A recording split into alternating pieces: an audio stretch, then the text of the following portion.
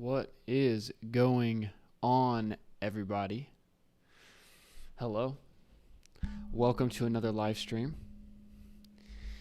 It is currently storming here in not so sunny Los Angeles. Hopefully my light stays pretty decent. I'm just getting window light here, so if the light falls away, that will be a problem. Hey Tom, good to see everybody in the Discord as well. What's going on, everybody? Today I am going to be trying something a little bit different. I may do Q&A later, but there is a video that I watched on YouTube, and by The Critical Drinker. Some of you may have seen some of his videos, and he made some interesting points in this video, and it got me thinking, and I wanted to watch it along with you all and see what you guys think and open it up for us to have a bit of a discussion about this video, because I think he makes some really interesting points, and if you agree with him or disagree with him, it says a lot about where you think movie making, filmmaking, Hollywood, where you think a lot of this stuff is going. So Tom says, oh boy. Jonathan says, I like The Critical Drinker. Yeah, he definitely has his opinions. And that's why I think this video is interesting. And I want to share it with you guys today. And so what we're going to do is I'm going to watch this video with you guys on stream. Then after that, I am going to open it up for discussion in the Discord.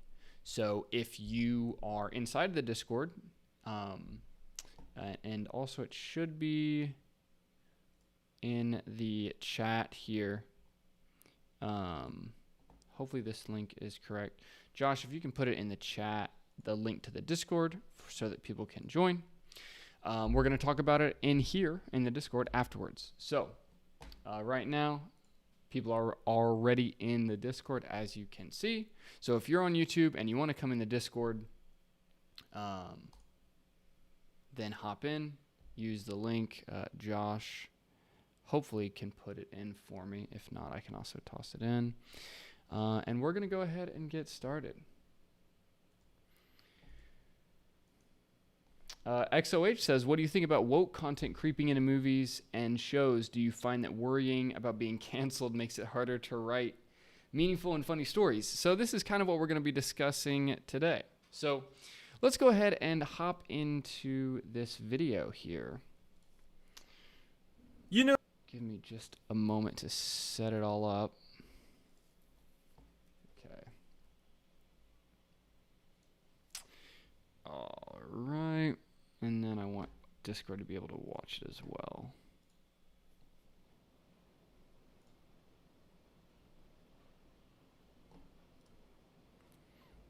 All right. Sweet. 1 second.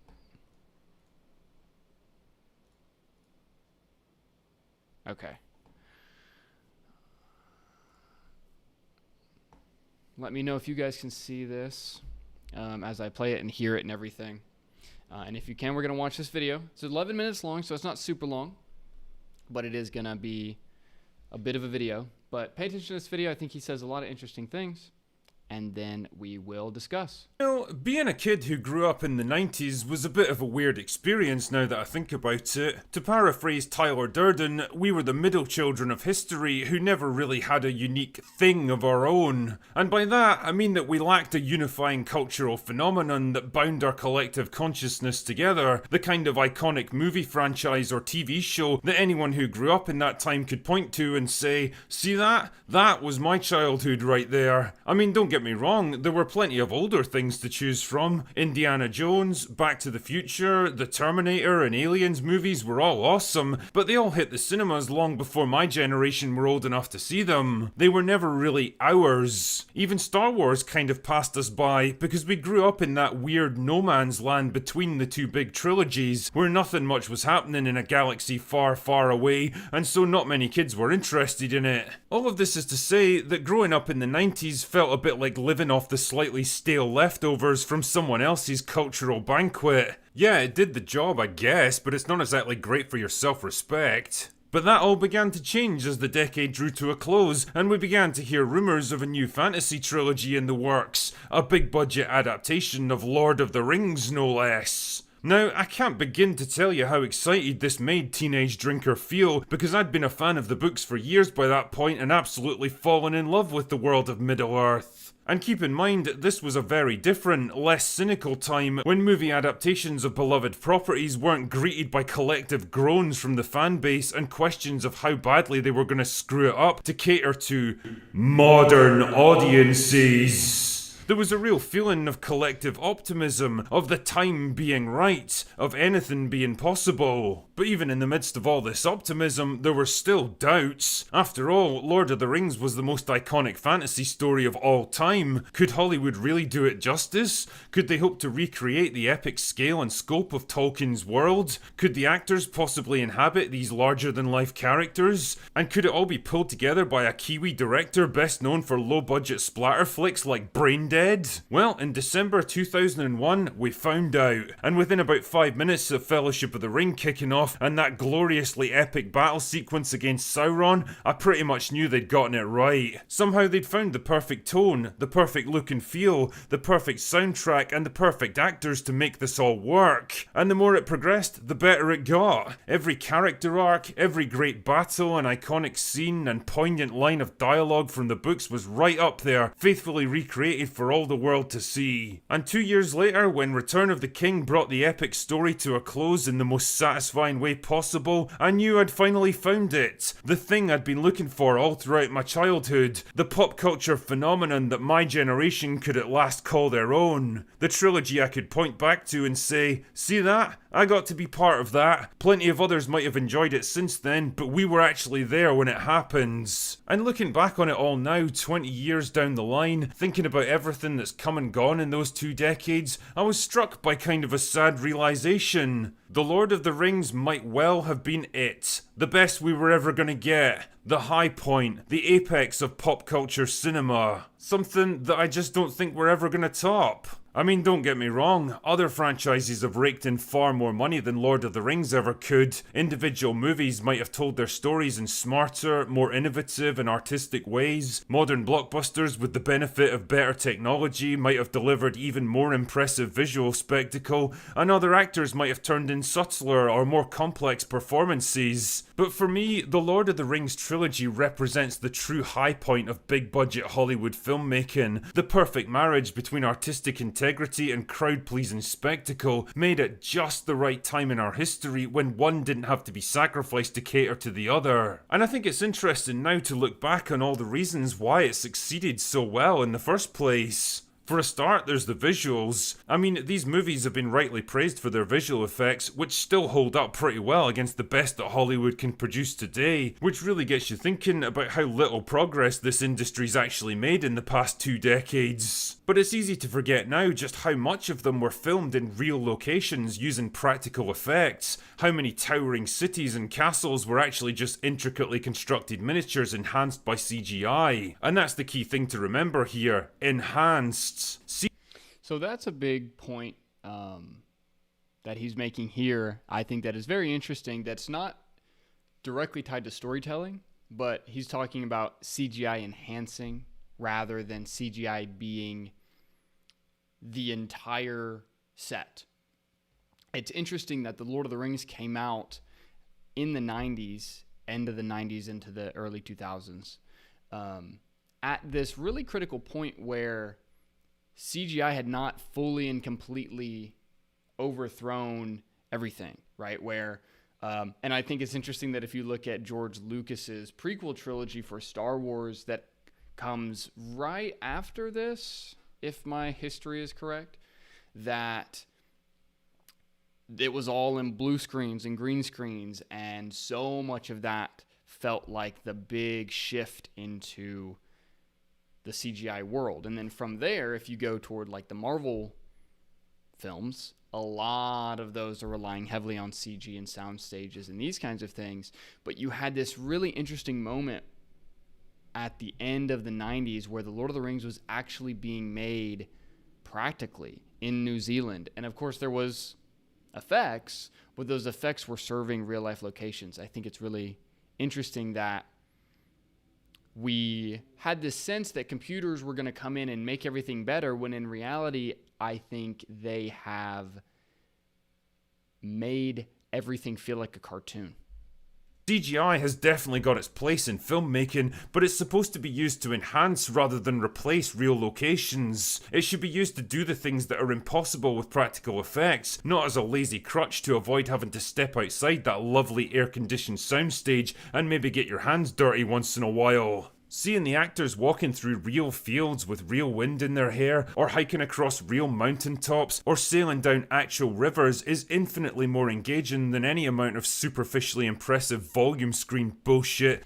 Right, because this right here, like what you're looking on the screen, this sort of stuff is what I'm against when I'm talking about multiversal stories or stories that are about like saving the whole universe. It's like you look at this image and it seems like it's interesting because it's clearly some sort of, but you don't actually know what's going on, right? It's like, what is this image that I'm looking at? It's some sort of abstract, very basic sci-fi fantasy imagery, right?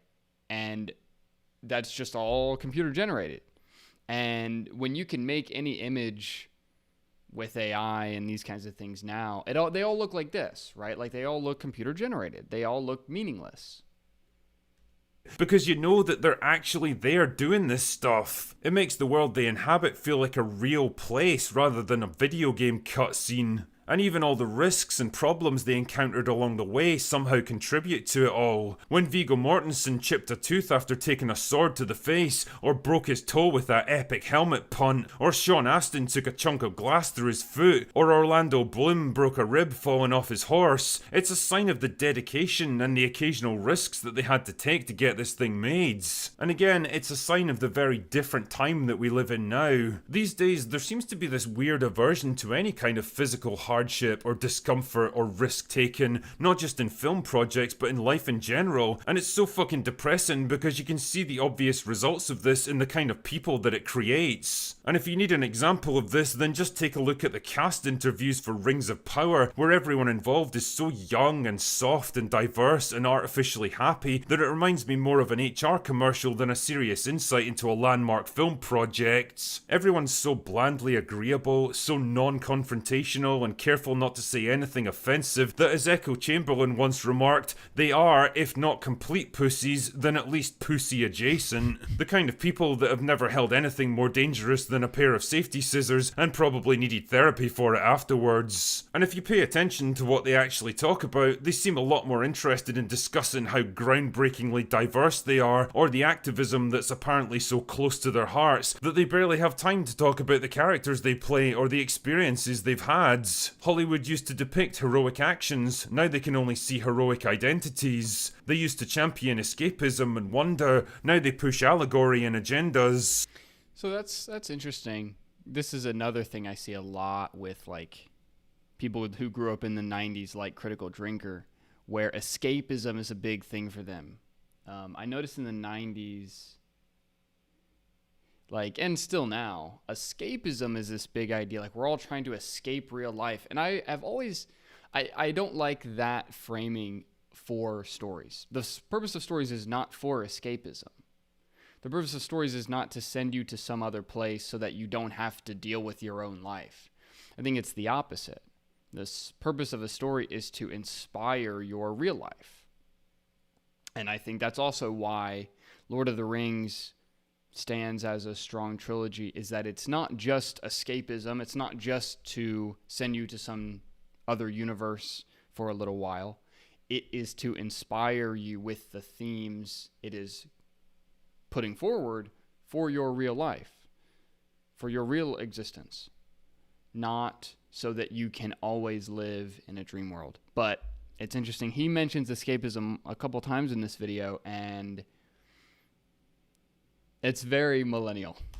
Compare this to the cast interviews or the behind-the-scenes footage from the original Lord of the Rings, and you really get a sense of how focused and dedicated everyone was to doing this right, almost to the exclusion of all else. Whether it's the costume department dutifully putting together hundreds of suits of chainmail armour by hand, or Viggo Mortensen carrying his sword around everywhere he went, even when he wasn't shooting, or Ian McKellen having a copy of Lord of the Rings with him on set for references, there's this real sense of respect, professionalism and camaraderie. These guys really seem to want to do Tolkien's work justice, even if the process was long, grueling and physically demanding. The actors and writers and showrunners of today seem to actively despise everything he was and everything he represented, and they certainly don't seem interested in putting in the work needed to represent it properly on screen. When I see characters like Aragorn or Boromir or Éomer charging into battle, I really believe what I'm seeing because the actors actually look like they could do this stuff. They've been through lots of hardships and physical challenges along the way, and it's reshaped them into men who can believably play heroic characters like this. And I say men specifically because, well, this really is a story about masculine bravery and heroism. Two things that modern Hollywood seems to be fucking allergic to now. The Lord of the Rings trilogy was never afraid to depict men as brave warriors, wise leaders, cunning strategists and noble protectors because, guess what? Those are the roles that they've filled throughout all of human history, often without much thanks or recognition because that's what they were expected to do. Tolkien understood this, Peter Jackson understood this,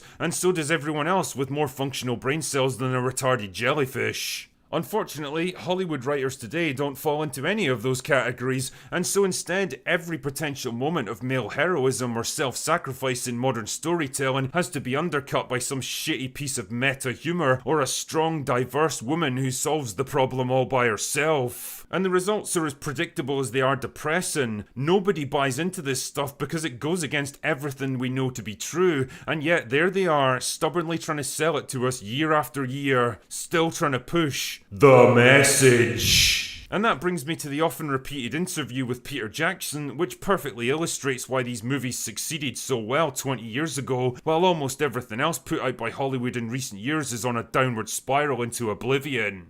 We didn't want to put any of our own, certainly in terms of the thematic material, we didn't want to put any of our own baggage. I mean, we had no interest in putting our messages into this movie, but we thought that we should honour Tolkien by putting his messages into it.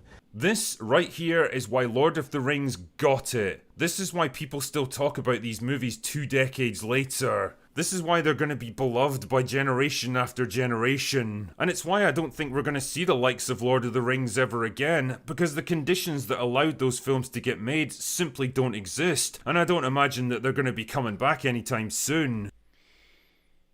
That's also another really good point.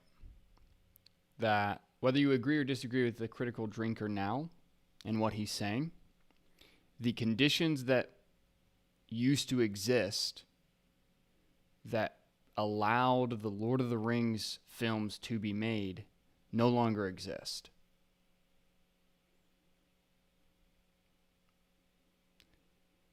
And that's important to understand if you want to be a storyteller, and especially a screenwriter or a director or a filmmaker of some kind. If you have high ambition and you want to do serious projects like this, is that the conditions that used to be there, are no longer there. And really, Lord of the Rings is not the only great trilogy to be made. Like, Hollywood has made a ton of great movies. But the conditions that led to those types of movies being made are no longer there. Hollywood is a very different place now. The writers and actors are very different people. The entire culture of storytelling is different. But you know what isn't different? The fucking audience. There's still the same hunger for escapism, for new Again, escapism. Worlds where adventure and wonder are everywhere. There's still the same desire for heroic characters battling evil enemies, tales of friendship and sacrifice and bravery that aren't tainted by tedious modern political agendas. There's still the same need for stories that elevate our spirits, that inspire us to be better, to see beyond the trivial problems and drudgery of everyday life. Which probably explains why shows like Rings of Power, that try so painfully hard to bend Tolkien's world and characters around modern sensibilities, have already been forgotten before they've even finished their run. And you know what? I'm okay with all of this, because the story that really mattered has already been told, and told really fucking well. It's out there now, it belongs to all of us, and no matter how much modern writers might try to warp or twist or reshape it into their own vision of what we should want, it can never be taken away, because some things really do stand the test of time. Anyway, that's all I've got for today. Go away now. All right.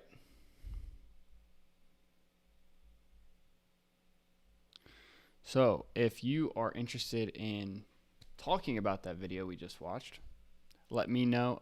Come into the Discord, ask to speak if you have thoughts about that video, and I will listen to you. But I think that video I think he's right. I think essentially everything he says in that video is correct. Hollywood is not the same place that it used to be. I think a lot of the films that everyone loves that were made in Hollywood, that system is not really there. And it's interesting that he also mentions in that video that even as a 90s kid growing up, there were in this gap between the big IP, right? Where you had like the Star Warses and the Indiana Jones and the Terminators and some of these things, they all existed before, or even like the Godfather trilogy and some of this stuff.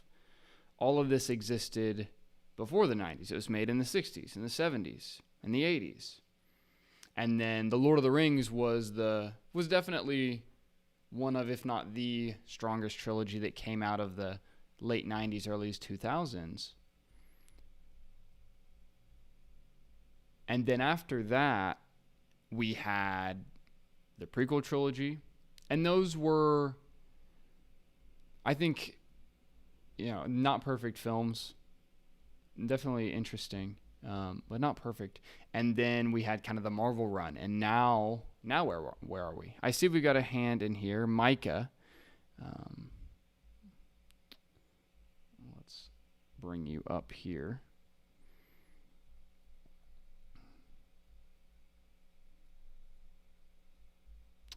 Okay, and then Micah is not here. Micah. Hello. How are you? What did you think of that video? Up here. I don't know if we can hear you on Discord. You can't hear me on Discord? Okay, and then Micah is not here. Micah. Let me see. Micah, how are you? What did you think of that video? Up here. Is that? I thought it was pretty good. I don't know if we can hear you on Discord. You can't hear me on Discord? Okay, and then Micah. We can't. Sorry, there's a big delay. Okay, hold on. Micah. Let me see. Micah, how are you? What did you think of that I video? don't understand. Give me a here. second. Is that? I thought it was Hold on. pretty good. Move you off here, Micah. How can you not hear me on Discord? I see my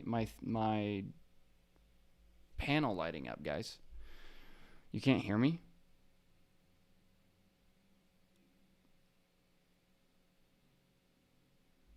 Kane, can you hear me? I see my panel light up in Discord. My mic is also set correctly.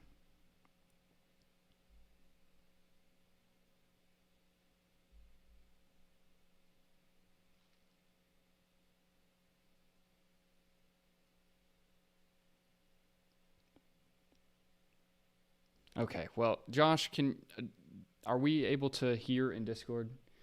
I'm just going to talk about the video until somebody answers me in Discord. Anyways, Yeah, I think he's right. I don't think that, people ask me multiple times, like when I do one-on-one coaching with people, right? And I work with different people that are at various stages, right? So I've worked with people that are in the Hollywood industry and have sold their script. I've worked with people that are just in some town and they have a script that they really want to make. And so we work on it and they write the better version. And then from there, it's tough to understand what the next steps are. And I think even if you're in the industry, it's tough to understand what the next steps are. And even if you sell something to Hollywood, it's still tough to understand because a lot of making a great story is not really you writing a script and selling it to some person and then that's it and you get a paycheck and then it's done. I think you have to be involved the entire time. You have to be involved in the vision of that story coming forward. And if you are a writer and you write that story with a clear vision in mind and you have a strong vision, which usually a story does not start with a writer who has a strong vision. It usually starts poorly, and then you gain that vision over time. If you have that strong vision, then you want to maintain it. And if you want to maintain it, then it means that you have to have influence over the decisions that are made going forward. And right now, I think that, he mentioned that there's so many people involved in that Lord of the Rings movie that made it what it was, that were putting themselves out there and not just making this a job, right? Not just making this like clocking in and out and going home and sending your emails for the production and all these things. Like the crew and cast who made that movie, those movies, had a genuine care for what they were making. And then if you look at something like Rings of Power, there's this idea that having a ton of money means that you can make a great project. And then Amazon sinks $1 billion into Rings of Power, and no one watches it.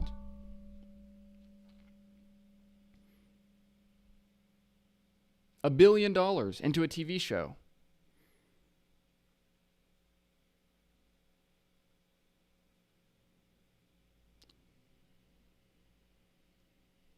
Drive-by commenter super chatted. Thank you for the $10 super chat. You're the man.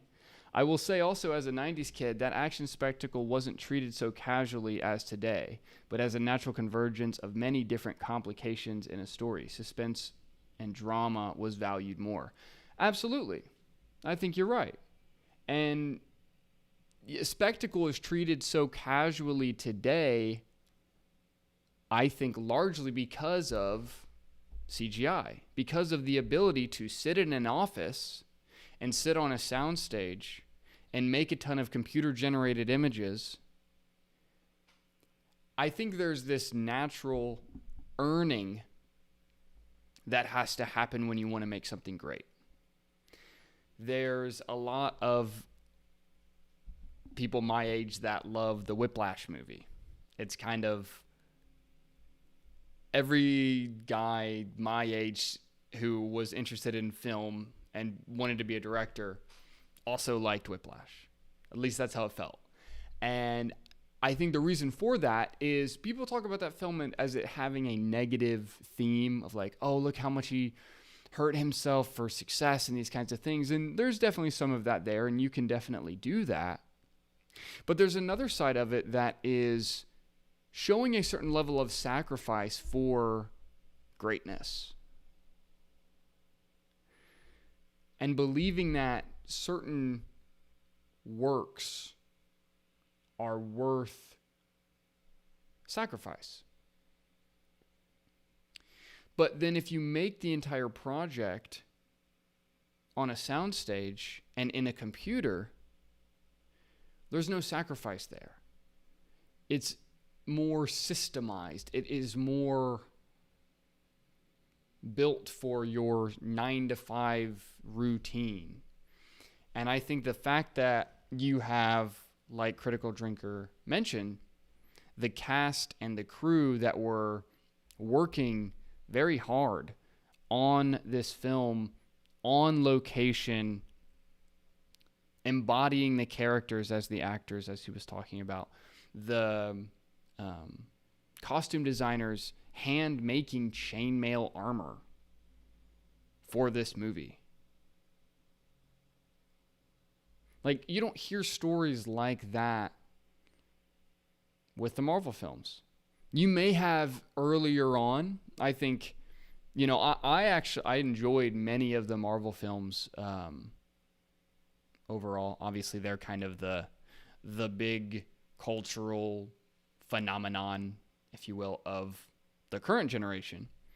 And I enjoyed many of them. I haven't seen any of them post Endgame because that's when it was supposed to end.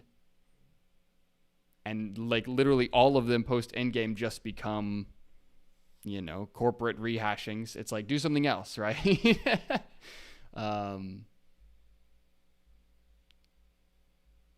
But yeah, that's essentially what happened. And I don't think we see that in Hollywood right now. And that's fine. And I don't think it's not fine necessarily, but I don't think it's coming back to Hollywood. I don't think the next generation of filmmaking is going to come out of Hollywood. And I think this is natural. I think this is just a natural progression of how things go. Because I think every time, like, you have something and then it's new and it's fun and exciting, right? Like the beginning of Hollywood. And because it's new and it's fun and exciting and there aren't so many rules yet and it feels kind of like the Wild West and anything goes and people can really make their mark and do their own thing. And then that system progresses forward and more rules get placed in and more rules get placed in and more rules get placed in. There's more structure, and some of that structure is good, but some of that structure also stifles what made it wild and unique and interesting in the first place. And the more structure that's placed on it, more structure, and we get to this point where everything is so safe and so comfortable that the movies just aren't that interesting anymore. And they're not interesting on multiple levels. Not just because the scripts are bad, which they are, but also because they are relying on these sound stages and computer-generated imagery so heavily that it starts to lose any sense of passion. I think it's interesting that one of, if not the biggest film of 2023 was Barbie. Why was Barbie the biggest film of this year? Like, box office wise. Like, it was way bigger than Oppenheimer. It was way bigger than Mission Impossible.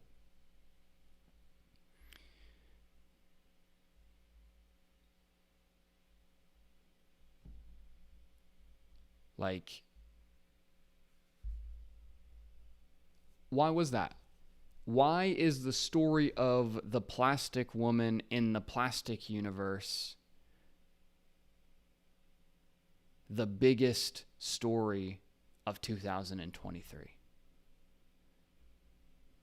The most successful one.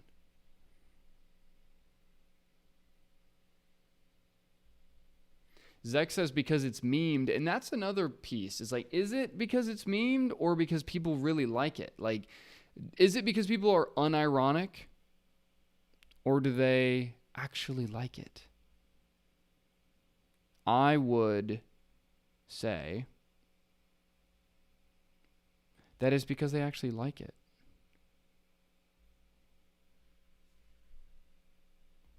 Right.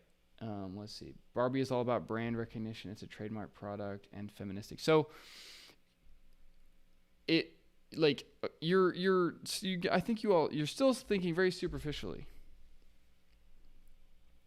It is because it's feministic in that sense, but it's not just because it's a trademark product. Like it's a culmination of things. Like Barbie is obviously the name they're going to use, and that's going to get people in seats. But why did they choose Barbie? Why that brand? Why that trademark? Why was that the one to choose?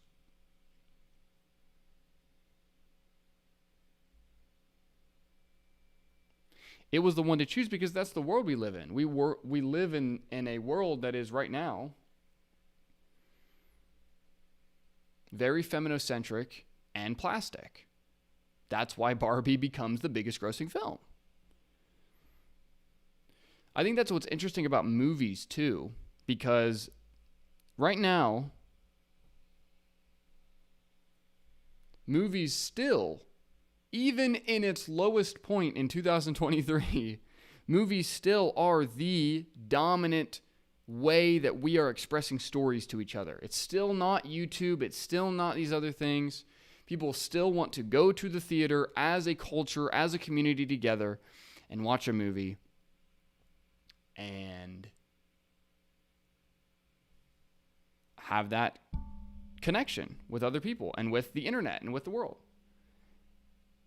And it's fascinating that Barbie is our biggest one out of anything.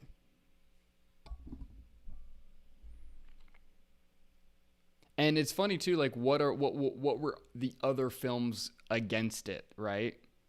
Mission Impossible 78 and Oppenheimer. A 3.5 hour movie.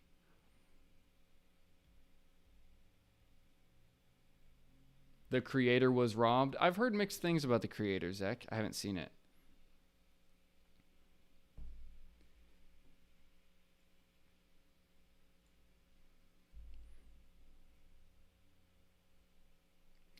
And also, you know, my favorite film of, like, I think the most important film of the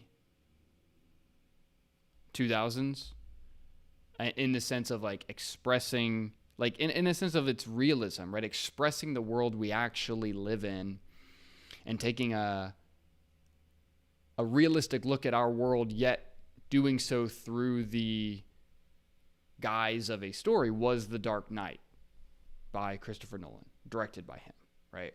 I think that movie is very important for a lot of reasons, and I think it's our most zeitgeist film, even now.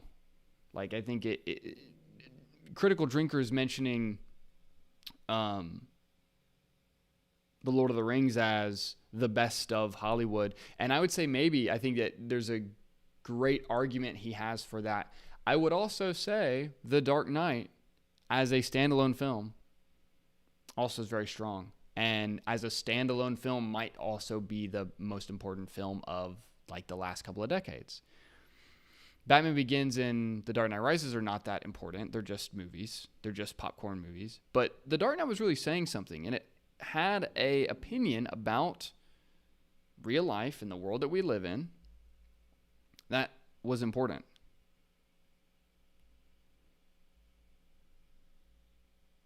But then you go to Nolan's latest film, Oppenheimer, and what do we get? We get a 3.5 hour movie about a guy worrying about whether or not he's going to drop a bomb.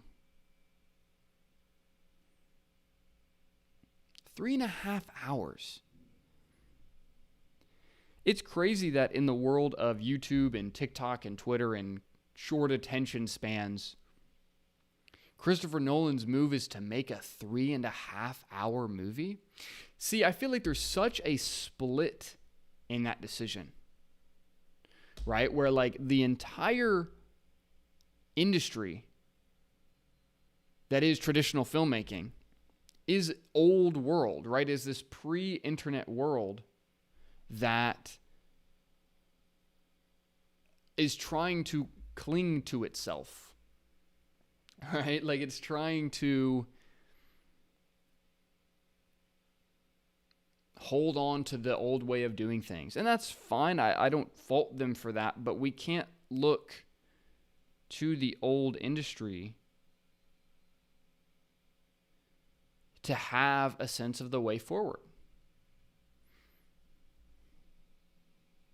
And this is coming from, like, I've worked with people in the industry. I have had multiple people I have worked with one-on-one sell their screenplays to Hollywood companies. Whether that was a network or whether that was a production company or whether that was any of these things. I know people that work for these networks. So I have some sense of what's actually going on in them. And it's not looking good.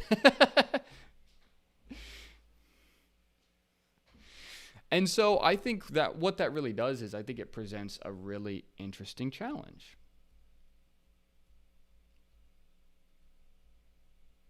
Because what are we going to do about that?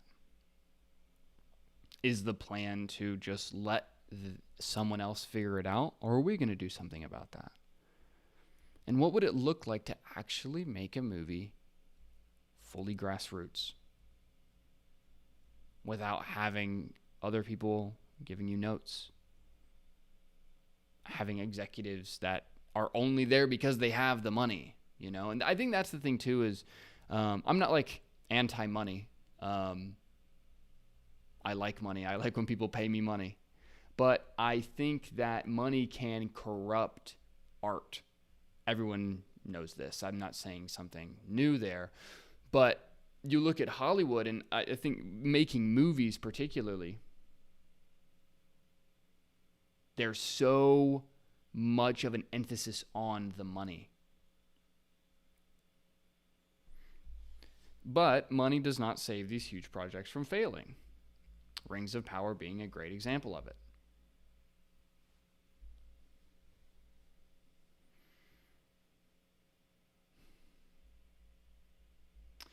Jonathan Baden asked Tyler, what's your favorite movie? Probably The Dark Knight right now. John Bushka, Joker really said something. Tim Pool talked about it a lot in his IRL show. Yeah, I think what Joker represents in The Dark Knight is the truth. What's fascinating about the structure of The Dark Knight is that Batman supports the larger societal lie at the end of the movie. He supports lying to the public. That's why he says at the very end of the movie, I killed those people. He covers for the Joker. Zach, thanks for the 99 cents, man. I appreciate that a lot.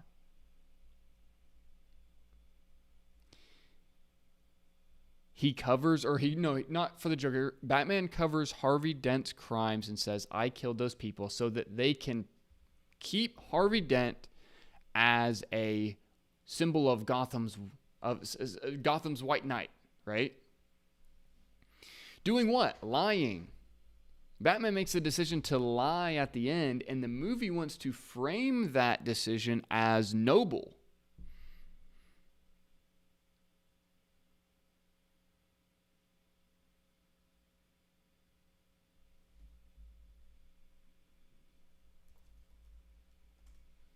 The movie frames Batman's lie as a noble decision.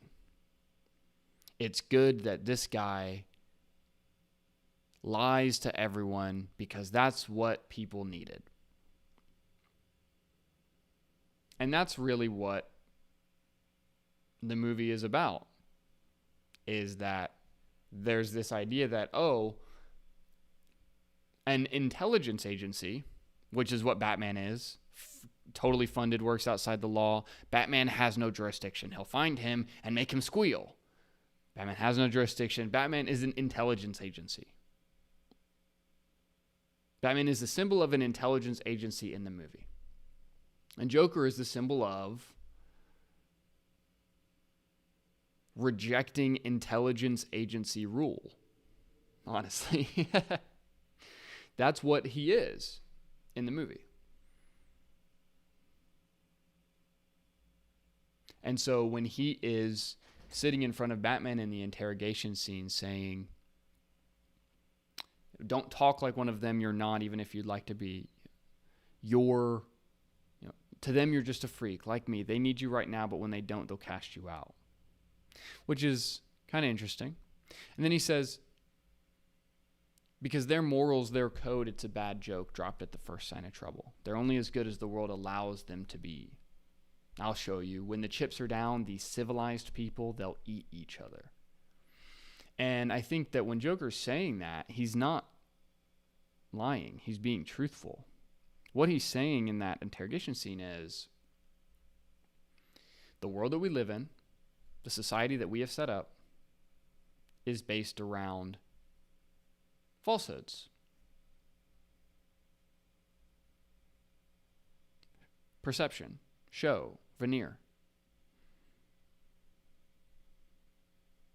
And he's saying he's rejecting it, essentially. But Batman cannot reject it. Batman must uphold it. And he believes that it is noble to uphold this world. And maybe he's right.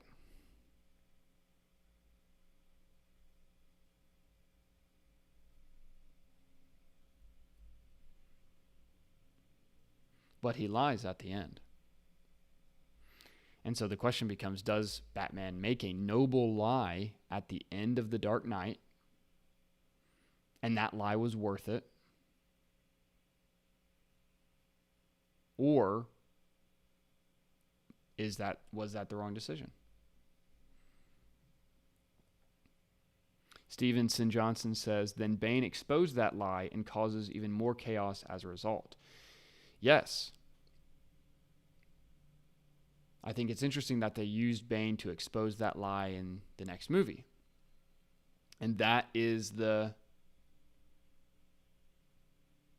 it comes forward and Batman has to deal with that. But I think even still, I think Bane and Joker is kind of a terrorist in the movie. Bane also is that as well. But less realistic. I think what's interesting about Joker is he always has, he's kind of by himself. I think also what's interesting about him in that movie is one of my favorite scenes in that movie is the money burning scene, right? Here, I'll pull it up. Let's watch it just because.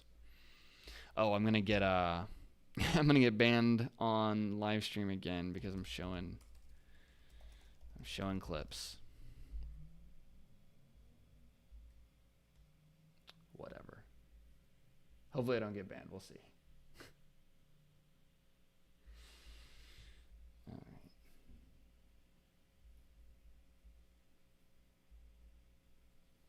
All right. It seems like Discord stuff isn't working right now, guys. So, I'm just gonna move over to the YouTube stream, everybody. It's in the Discord. Sorry about that, guys. I'm just gonna run this today. Anyways. No, so crazy as you look. I told you, I'm a man of my word. Where's the Italian? Wait, Dr. Man, what do you do with all your money? So, I love this scene because Joker's playing with the mob, right? We have this character who is supposed to be like this freak criminal. And they don't really understand him. The mob doesn't understand him. The mob wants money, right? And the mob is sort of what you could consider controlled criminality, right? Like, back in the 80s, and even up to today, drugs are allowed to come into American borders, right? It is controlled. It is allowed to happen. It is not like, oh, we've got to fight, the people making drugs. It's like, no, it's specifically allowed to happen. A choice has been made that can occur regularly, right? And so then you have this balance that occurs between the ruling law systems and the criminal systems. And that's what we see at the beginning of The Dark Knight, where the mob is allowed to do its, well, the mob is kind of getting beaten down by Batman in the beginning. That's what really we're seeing. It used to be the cops and the judicial system versus the mob and the criminals. And then Batman came in and he upset the scales. And so then the opposite reaction to him then becomes the Joker, right? To rebalance the scales between. And they think that Batman or Joker is going to be a criminal that is similar to the mob, but he is not, because of one fundamental thing. Steven says, so basically even the mob has rules, but the Joker doesn't. That's not the case. It is that the mob is interested in money, and Joker is not. Let me say that again. What separates and makes Joker interesting in this movie from the mob is that the mob is interested in making money. Joker is not. Because our system, and a lot of the system of criminality and, the systems of criminality and the balance with like the judicial system and these kinds of things, it is based around money. A lot of it is based around money. But having this criminal character that is essentially the symbol of criminality with a philosophy, criminality outside of just me want money stack, right? Me want pile of money, is really not that interesting. But that's what we mainly have today, and just people living in life. So, anyways. Said you were a man of few words. Oh, I am. I'm only burning my half. All you care about is money. This town, it deserves a better class of criminal. And I'm gonna give it to him. All you care about is money. This town deserves a better class of criminal. And I'm gonna give it to him. With the money burning in the background. Okay, why is that the case? We go forward to another very iconic line from the scene where Joker is telling you exactly what is going on. We'll see how loyal a hungry dog really is. It's not about money. It's about sending a message. It's not about money. It's about sending a message. Right? And that's also what a story is. Sending a message.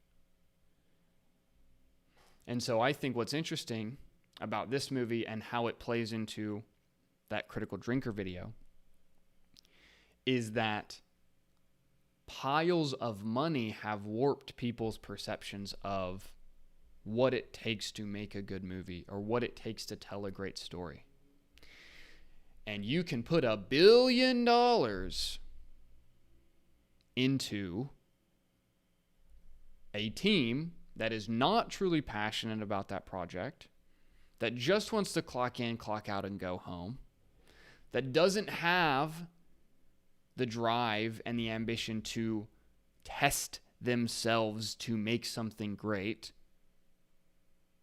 and the results show.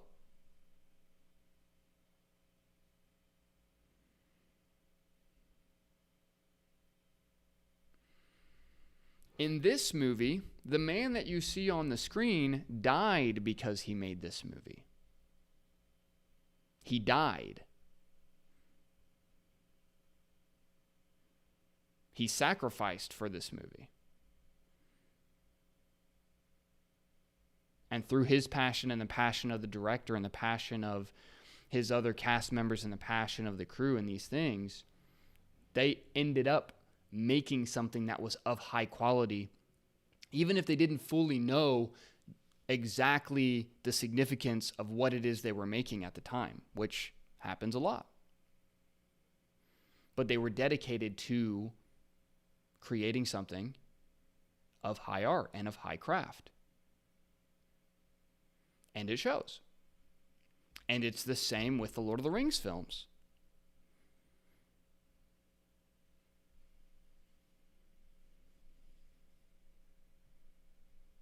Tom says he didn't die from this movie, he died of an overdose. Tom, I don't think you are connecting things in the correct way.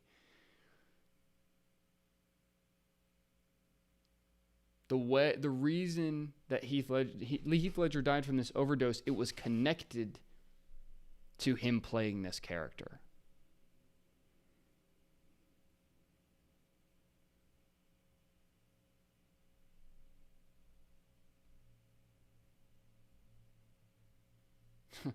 Grandmaster Luke says Hollywood took this line too seriously. But they didn't, though. That's the funny thing, is they didn't. Is that they actually just got lazy. Like, part of the issue with Hollywood messaging is Hollywood has always been sending messages. Always. Hollywood has never not been sending messages. Political especially. It's just that the laziness of the messages has gotten bigger and bigger and bigger. They've always been giving you something, even if you're not aware of it. They've always been implanting ideas in your head, even if you're not aware of it. It's just these days, it's poorly done.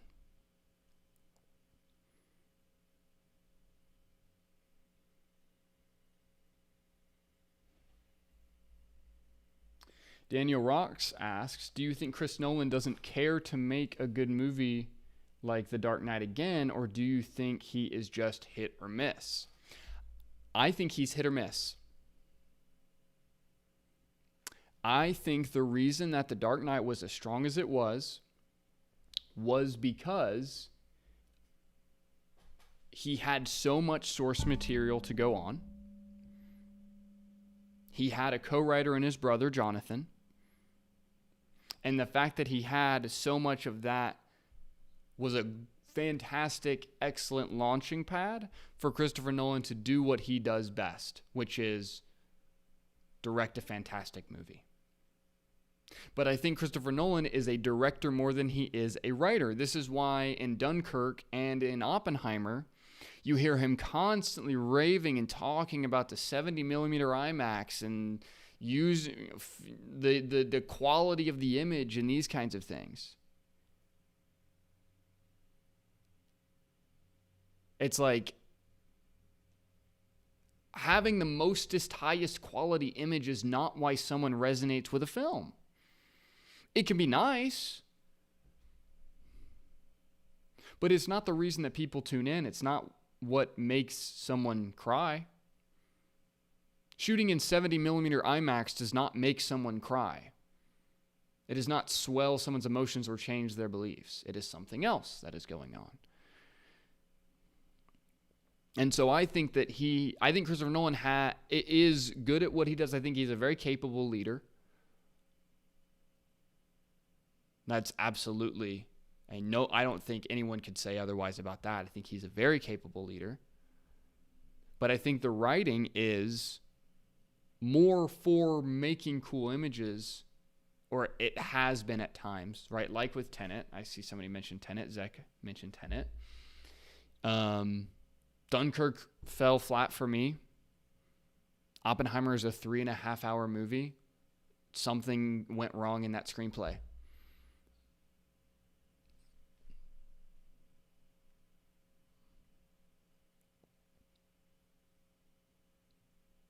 And so I think it's not so easy to make something that's truly great. I think making something truly great comes with a lot of sacrifice. And I think even if someone gave you $100 million right now to make your movie, you could have all the money in the world and still come back with a piece of garbage.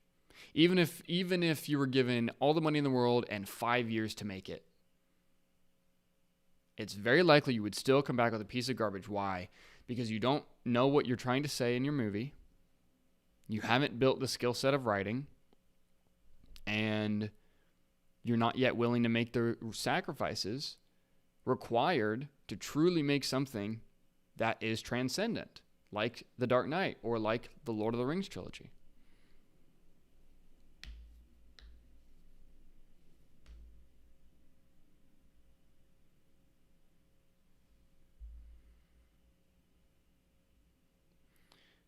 Hasta La Vista says, but The Dark Knight still looks beautiful, and I love it for that. It would still be great without it, but the cinematography is so good. Absolutely.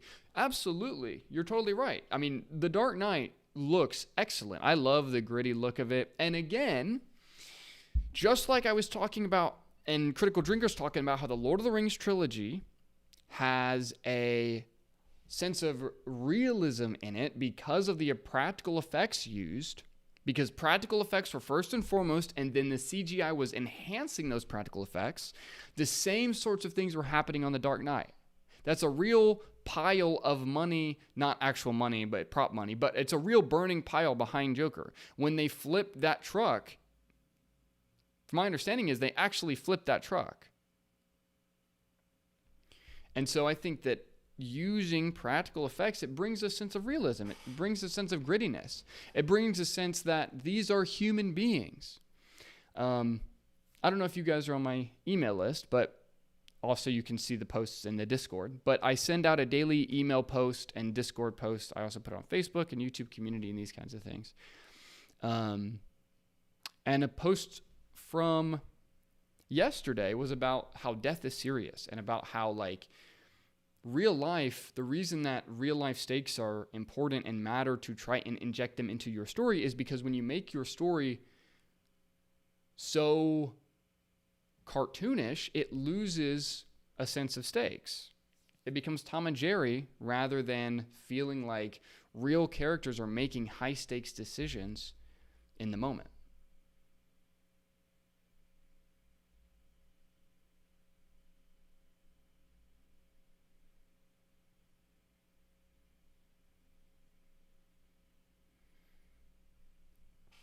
Adult human female says, yes, but 100 million.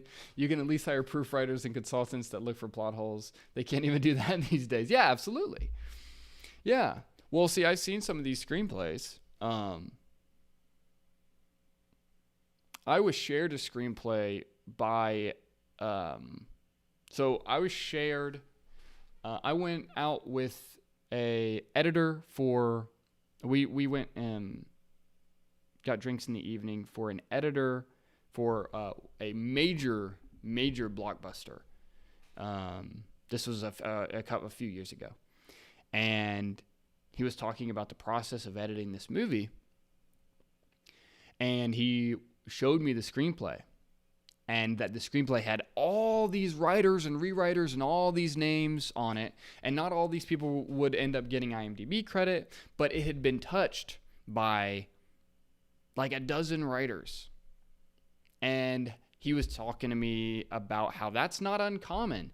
And that what happens is these scripts are just passed around by writers and they get paid and they do a mediocre job because they don't care about the project. And then they go back to whatever it was that they were doing. And they send that their version of this mediocre script on to the next writer who's going to also take his cut and that's that.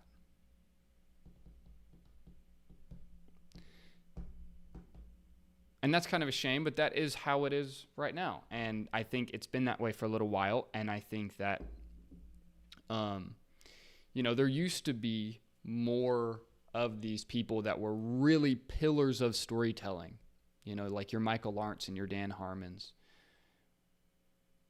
And a lot of the old school people in Hollywood. But I think they have lessened over time. And I think the writer strikes have also contributed to this. I think the writer strike of 08, I think it was 08, right? I think that was a huge strike in the sense of fully changing how the industry was working from that point forward and really lessening people's desire to be screenwriters. It's crazy that we're out here in 2023 and I have this passion for screenwriting, and the heyday of screenwriting was pre-2008.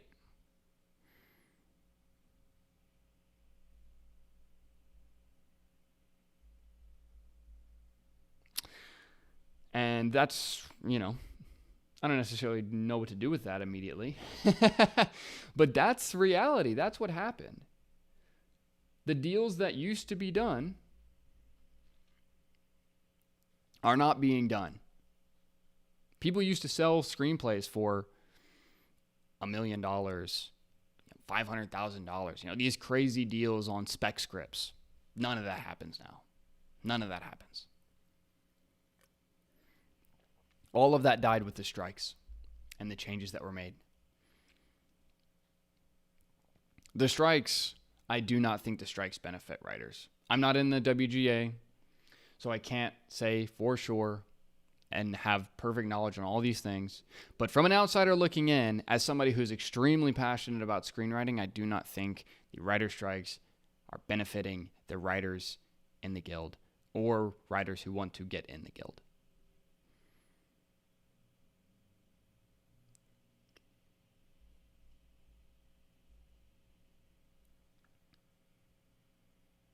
Adult Human Female says, that's why AI can never replace real human script writers. It can assist you, but never replace you because AI does not care about your script.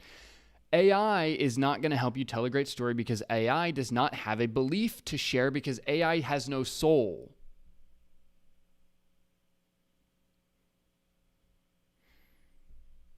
The reason that a screenplay is excellent is because you put your own human soul in it. What is the human soul physically? A human soul is your collection of your beliefs. Some of those conscious, some of those unconscious. But your soul is a physical thing. Like it exists in this realm. It is the collection of your conscious and unconscious beliefs.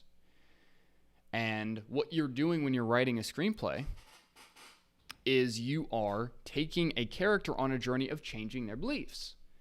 And so when you study story and you understand that your character has a soul because you input that character with a soul because you give that character beliefs and then have them change beliefs or hold to those beliefs, therefore creating character arcs, you now understand that that is how you work as well because characters are just representations of human beings. But AI has no soul. AI has no collection of beliefs. It is simply regurgitating information to you. And something that is regurgitating information is not going to tell you a great story because it has no soul. It is way better for you. You know what? Your most your least educated friend on writing, for example, the least educated person in your life about writing is more helpful to your screenplay than any AI. Because if you can clearly communicate your story to them, you can start to see what's resonating with them and what's not in a way, and actually get helpful ideas from them that serve your story vision in a way that AI is never going to give you because it has no soul. It is better for you to talk to your friends or talk to your family or talk to, people that you know about your script way better than it is to talk to AI because AI can tell you nothing. Hasta la vista, baby. What movies are you excited for? None of them right now. I'm not excited for any movies right now. And maybe that changes, but right now, I'm not excited.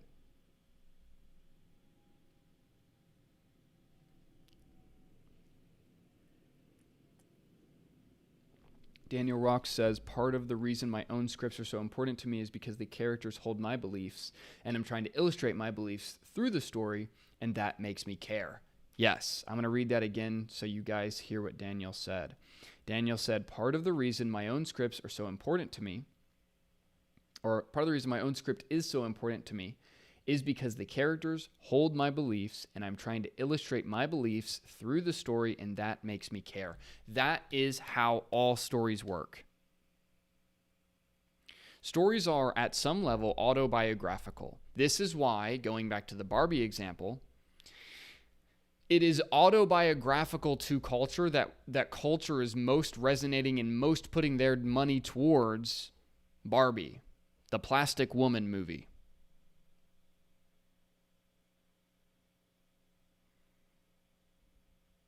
Like it is a mirror.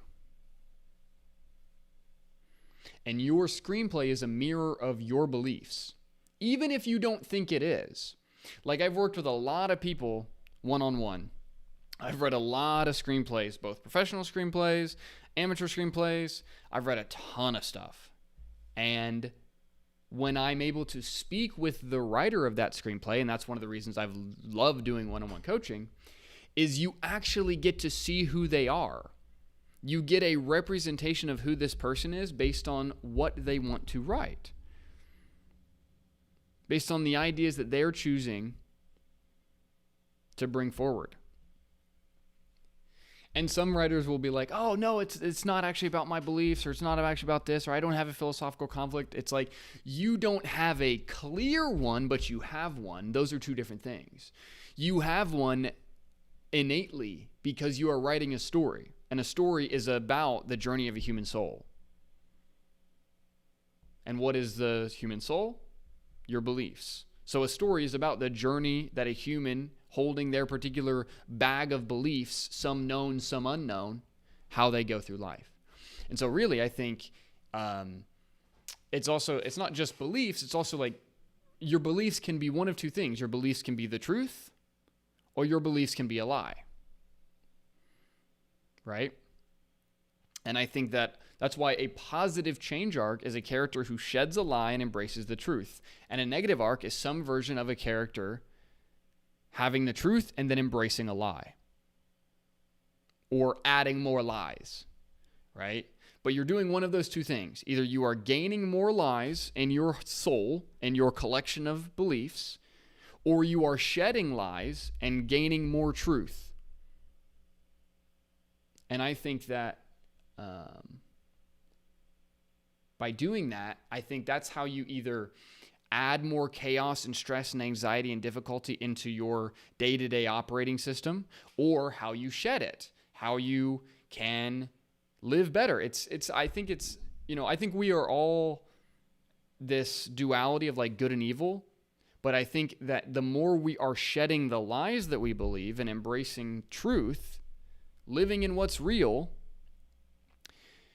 our lives are better for it. I think we create more heaven for ourselves in the present moment when we shed the lies we believe and embrace the truth. And we create more hell for ourselves in the present moment when we hold on to lies or add more lies rather than shedding them.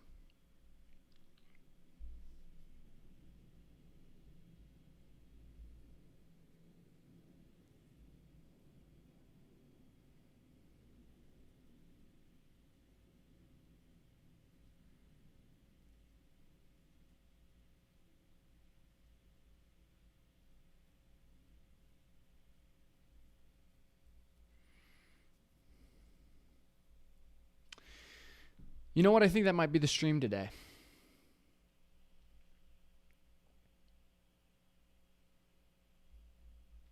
This will be available on my channel as a recording under the live tab on my channel if you would like to go back and watch this again. I hope you enjoyed the stream. Thank you to my super chatters today, Drive-By Commenter and Zach Elliott. I appreciate you guys a lot.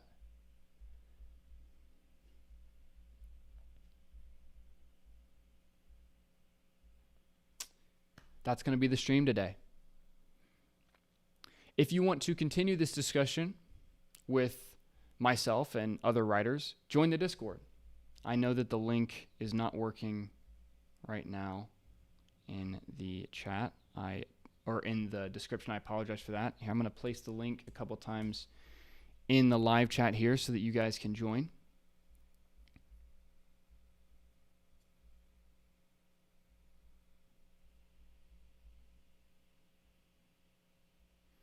Benefacio, money equals quality has always been a Hollywood belief. Yes, money equals quality has always been a Hollywood belief. And because of that, it has slowly but surely degraded. I hope you guys enjoyed today's stream. I really did. This was a lot of fun. And I want to do more of streams like this. If you want to see more streams like this, let me know. Join the Discord. Let me know in the chat. You guys are great. And I'll see you next Thursday. Also, last thing, practicalscreenwriting.com. Go to practicalscreenwriting.com. If you're interested in working with me one-on-one, go there. If you want everything that you need to write your great screenplay, go there. You guys are great. I will see you next Thursday for yet another live stream.